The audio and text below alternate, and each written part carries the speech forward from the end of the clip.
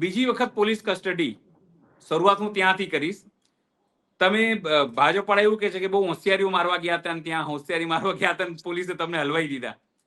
જે રીતે તમે રજૂઆત કરી અને પોલીસે તમારા ઉપર 8 કલમો લગાવી હતી, 189(1), 189(2), કે તમે ગેરકાયદેસર મંડળી બનાવીને ત્યાં ગયા હતા, પોલીસ અધિકારીઓને તમને ધમકાવ્યા, આવું બધું લગાવીને પછી રાત્રે એવું તો શું થયું કે રાત્રે તમને છોડી દેવા પડ્યા?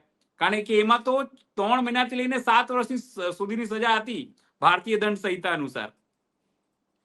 અનિલભાઈ, આ ખરેખર અમે રજૂઆત કરવા ગયા હતા ને, રજૂઆત કરવી એમાં ખોટું નથી. રજૂઆત કરતી સમયે વિડીયો પણ છે.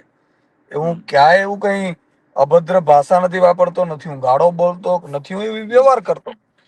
છતાંય માની લો કે ભાજપ તો એવી ટેવાયેલી છે કે એ લોકો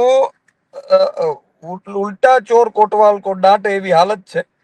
પણ સત્તાનો દુરુપયોગ કરવું એ ભાજપની ફિતરત રહી છે. અને હું ત્યાં ગયો, તમે આપે જોયું હશે વિડીયોમાં પણ.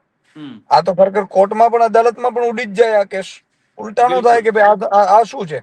અચ્છા, વિડીયો બનાવવું ક્યાં ભાઈ, કયા પેલામાં ગુનો લખ્યો છે? અને બધી જગ્યાએ વિડીયો બનાવવા દે છે. તો અહીંયા જ કેમ વિડીયો નથી બનાવવા દેતો? એનું શું કારણ હતું?